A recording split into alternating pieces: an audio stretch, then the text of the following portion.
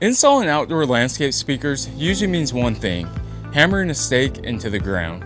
It could bend under the force, leave the speaker uneven, and eat up time on every job.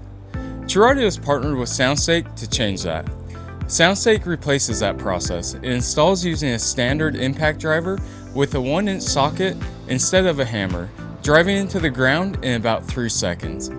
Once installed, it holds up to 498 pounds of grip strength, keeping speakers upright and secure in a wide range of soil conditions.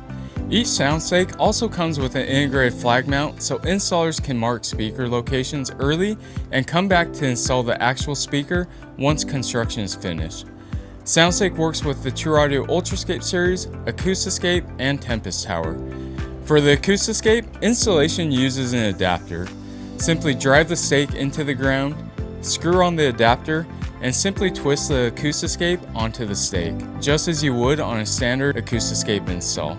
For installers, this means faster setup, less physical strain, and more consistent results across every install. Soundstake is now available through TruAudio. For more information, visit TruAudio.com.